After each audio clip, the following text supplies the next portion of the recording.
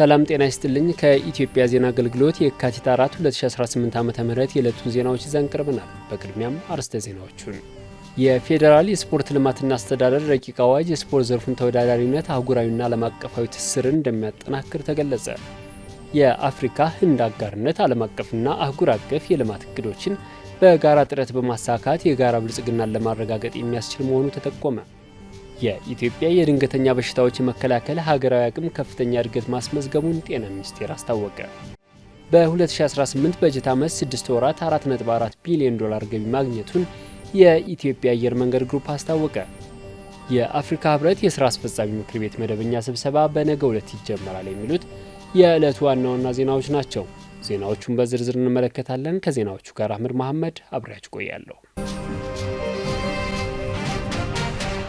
የፌዴራል የስፖርት ልማትና አስተዳደር ረቂቅ አዋጅ የስፖርት ዘርፉን ተወዳዳሪነት፣ አህጉራዊና ዓለም አቀፋዊ ትስስርን ለማጠናከር ያለመ መሆኑን የህዝብ ተወካዮች ምክር ቤት የጤና፣ ማህበራዊ ልማት፣ ባህልና ስፖርት ጉዳዮች ቋሚ ኮሚቴ ገለጸ።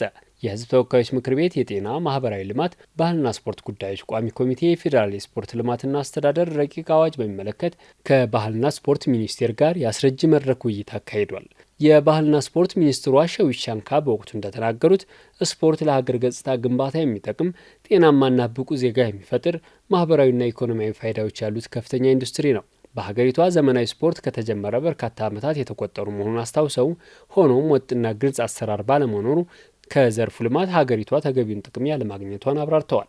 ከምክር ቤቱ አባላት ጥያቄዎች የቀረቡ ሲሆን ከስፖርት ፌዴሬሽኖች አመራር ግልጸኝነትና ተጠያቂነት፣ ከአትሌቶች ምዝገባ፣ የስፖርት ውርርዶች፣ የትውልደ ኢትዮጵያውያን በሀገሪቱ ስፖርታዊ እንቅስቃሴዎች መሳተፍን በተመለከተ ጥያቄዎች ተነስተዋል። በስፖርት ዘርፍ የሚሳተፉ አካላት ስነ ምግባር፣ ከስፖርት ማዘውተሪያዎችና አሰልጣኞችን በተመለከተ ምላሽና ማብራሪያ ተጠይቋል።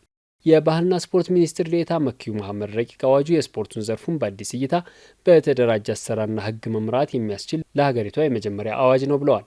በዘርፉ የበርካታ ሀገራት ተሞክሮን ያካተተና የባለድርሻ አካላት ተሳትፎን ቅንጅት የሚያጠናክር መሆኑንም ገልጸዋል። ከስፖርት ፌዴሬሽኖች አመራር ግልጸኝነትና ተጠያቂነት፣ ከአትሌቶች ምዝገባ እንዲሁም በስፖርት ዘርፍ የሚሳተፉ አካላት ስነ ምግባርና ሌሎች ችግሮችን ለመፍታት ረቂቅ አዋጁ የጎላ አስተዋጽኦ ይኖረዋል ብለዋል።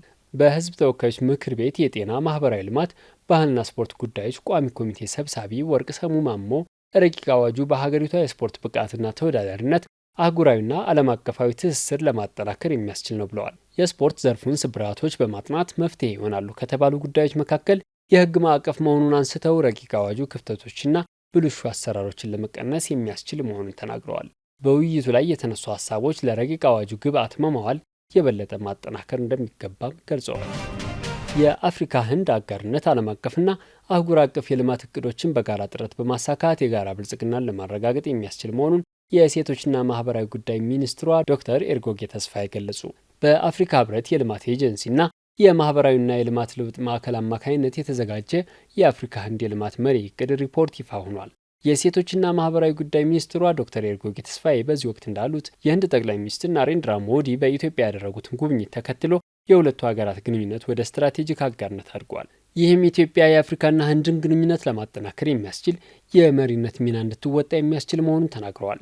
የአፍሪካ የነጻነት ቀንዲል የሆነችው ኢትዮጵያ በመደመር እሳቤ እየሰራች ነው ያሉት ሚኒስትሯ ይህም ዓለም እንዳንድ ቤተሰብ ናት ከሚለው የህንድ እሳቤ ጋር የተሰናሰለ እና የአፍሪካና ህንድ ትብብርን የሚያጎለብት ነው ብለዋል። ህንድ ከ1.4 ቢሊዮን በላይ ህዝብና ውስን የተፈጥሮ ሀብት ያላት ቢሆንም አካታችነትን ያማከለና በቴክኖሎጂ የታገዘ ልማትን በመከተል ከ450 ሚሊዮን በላይ ህዝቧን ከድህነት ማውጣት መቻሏን አንስተዋል። ኢትዮጵያ በፋይዳ መታወቂያና በሙስም ማዕከላት ዲጂታል አገልግሎትን በማስፋት እየሰራች መሆኗን ጠቅሰው ይፋ የሆነው የልማት መሪ እቅድ የአፍሪካና ህንድን ትብብር በዲጂታል ዘርፍና በትምህርት የሚያጠናክር መሆኑን ገልጸዋል። ለአፍሪካና ህንድ ትብብር ጠንካራና አስተማማኝ መሰረት የሚጥልና በመረጃ ላይ የተመሰረተ ትብብርን የሚያጎለብት ነው ብለዋል። መሪ እቅዱ የደቡብ ለደቡብ ትብብርን የሚያጠናክር መሆኑን አንስተው በመሪ እቅዱ የተመላከቱ ምክረ ሀሳቦች ወደ ተግባር በመቀየር የአፍሪካና ህንድ ትብብርን ይበልጥ ማጠናከር ይገባል ብለዋል። የአፍሪካና ህንድ ትብብር በዘላቂ የልማት እቅድና በአፍሪካ ህብረት የአጀንዳ 2063 የተመላከቱ ግቦችን በጋራ ጥረት ለማሳካት የሚያስችሉ መሆኑን ተናግረዋል። የኢትዮጵያ የድንገተኛ በሽታዎች መከላከል ሀገራዊ አቅም ከፍተኛ እድገት ማስመዝገቡን የጤና ሚኒስትር ዴኤታ ዶክተር ደረጀ ድጉማ ገለጹ። የጤና ሚኒስቴርና የኢትዮጵያ ህብረተሰብ ጤና ኢንስቲትዩት የማርበርግ ቫይረስ በሽታን በአጭር ጊዜ ለመቆጣጠር በተደረገው ርብርብ አስተዋጽኦ ላበረከቱ አካላት የእውቅና መርሃ ግብር አካሂደዋል። የጤና ሚኒስትር ዴኤታ ዶክተር ደረጀ ድጉማ በዚህ ወቅት በተቀናጀና ፈጣን የበሽታ መከላከል ምላሽ አሰጣጥ ስርዓት የማርበርግ ቫይረስ በሽታን በአጭር ጊዜ መቆጣጠር እንደተቻለ ገልጸዋል። ኢትዮጵያ የማርበርግ ቫይረስ በሽታን የተቆጣጠረችበት ውጤታማ ተግባርም ዜጎች ከተባበሩ ማሳካት የሚሳናቸው ነገር እንደሌለ ሁነኛ ማሳያ መሆኑን ተናግረዋል። ይህም የኢትዮጵያ ድንገተኛ በሽታ የመከላከል ሀገራዊ አቅም ከፍተኛ እድገት ማስመዝገቡን እንደሚያሳይ ጠቅሰዋል። የማርበርግ ቫይረስ በሽታ ስርጭትን ለመግታት በተከናወኑ ስኬታማ ስራዎች የጤና ሙያተኞች ላበረከቱት ጉልህ አስተዋጽኦ ምስጋና አቅርበዋል። የኢትዮጵያን የበሽታ መከላከልና አክሞ የማዳን ምጣኔ በማሻሻል አስተማማኝ የጤና ስርዓት መገንባት የሚያስችሉ ትልልቅ ሀገራዊ ግቦች ተቀርጸው እየተሰራባቸው መሆኑን አንስተዋል። ለጤና አገልግሎት የሚውሉ የሕክምና መድኃኒትን ጨምሮ ሌሎች ግብዓቶችን በሀገር ውስጥ የምርት አቅም ተደራሽ ማድረግ የሚያስችል ውጤታማ አቅም እየተፈጠረ መሆኑን አስረድተዋል። የኢትዮጵያ ሕብረተሰብ ጤና ኢንስቲትዩት ዋና ዳይሬክተር ዶክተር መሳይ ኃይሉ በበኩላቸው የማርበርግ ቫይረስ በሽታን ለመቆጣጠር በተከናወኑ ተግባራት ለጤና ስርዓቱ አቅም የሚሆኑ ትምህርቶች ተገኝተዋል። በቀጣይም ድንገተኛ የህብረተሰብ ጤና አደጋዎች ቅኝትን አጠናክሮ በማስቀጠል ምላሽ አሰጣጥ ስርዓቱን የሚያጠናክሩ የምርምር ስራዎችን ለማስፋት እንደሚሰራበት አረጋግጠዋል። በ2018 በጀት ዓመት 6 ወራት 4.4 ቢሊዮን ዶላር ገቢ ማግኘቱን የኢትዮጵያ አየር መንገድ ግሩፕ አስታወቀ። የኢትዮጵያ አየር መንገድ ግሩፕ ዋና ስራ አስፈጻሚ አቶ መስፍን ጣሰው በተያዘው የ2018 በጀት ዓመት 6 ወራት የአፈጻጸም ተግባራትን አስመልክቶ መግለጫ ሰጥተዋል። በመግለጫቸውም የኢትዮጵያ አየር መንገድን የበረራ አድማስ ለማስፋት በፖርቹጋል ፖርቶ፣ በቪየትናም ሃኖይ እና በተባበሩት አረብ ኤሚሬትስ አቡዳቢ 3 ከተሞች ዓለም አቀፍ መዳረሻ መክፈቱን ገልጸዋል። በዚህም የኢትዮጵያ አየር መንገድ የከፈታቸው አዳዲስ የዓለም አቀፍ መዳረሻዎችም የበረራ መዳረሻውን ከ145 በላይ ማድረስ እንደተቻለ አስታውቀዋል። በሀገር ውስጥ የበረራ አገልግሎቶችን ለማስፋት በተከናወኑ ተግባራትም የያቤሎ አየር ማረፊያ ተመርቆ ለአገልግሎት መብቃቱ የመዳረሻ አገልግሎቱን ወደ 23 ማሳደግ እንዳስቻለ ተናግረዋል። በተያዘው በጀት ዓመት ግማሽ ዓመት ተጨማሪ 7 አውሮፕላኖችን በማስመጣት የአየር መንገዱን አውሮፕላኖች ብዛት 147 ማድረስ እንደተቻለ አስረድተዋል። በመንገደኞች ማጓጓዝ ስራም በ6 ወራት የኢትዮጵያ አየር መንገድ 10.64 ሚሊዮን ሰዎችን በማጓጓዝ የገቢ አቅምን ማሻሻል ያስቻለ ስኬታማ ስራ መሰራቱን አብራርተዋል። በዚህም በ2018 በጀት ዓመት ባለፉት 6 ወራት 4.4 ቢሊዮን ዶላር ገቢ በማግኘት በእቅዱ ከተያዘው አኳያ የ2 በመቶ እድገት ማስመዝገብ መቻሉን አስታውቀዋል። የበጀት ዓመቱ 6 ወራት አፈጻጸም ካለፈው ተመሳሳይ ወቅት ጋር ሲነጻጸር የ14 በመቶ ብልጫ መመዝገቡን ጠቅሰዋል። ከአንድ ወር በፊትም የግንባታ የመሰረት ድንጋይ የተቀመጠለት የቢሾፍቱ ዓለም አቀፍ አየር ማረፊያ ግንባታ ስራው በይፋ መጀመሩን አስረድተዋል። የአፍሪካ ህብረት የስራ አስፈጻሚ ምክር ቤት መደበኛ ስብሰባ በነገው ዕለት ይጀመራል።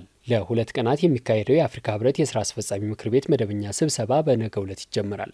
የተለያዩ የአፍሪካ ሀገራት የውጭ ጉዳይ ሚኒስትሮች በ48ኛው የአፍሪካ ህብረት የስራ አስፈጻሚ ምክር ቤት መደበኛ ስብሰባ ላይ ለመሳተፍ አዲስ አበባ በመግባት ላይ ይገኛሉ። ዛሬ ማለዳም የሶማሊያ የውጭ ጉዳይ ሚኒስትር አብዲስ ሰላም አብዲ አሊ፣ የሞሪታኒያ የውጭ ጉዳይ ሚኒስትር መሐመድ ሳሊም መርዙቅ፣ የሴራሊዮን የውጭ ጉዳይ ሚኒስትር ቲሞቲ ሙሳ ካባ እና የሳህራዊ አረብ ዲሞክራሲያዊ ሪፐብሊክ የውጭ ጉዳይ ሚኒስትር መሐመድ የስለም በይሳት አዲስ አበባ ገብተዋል።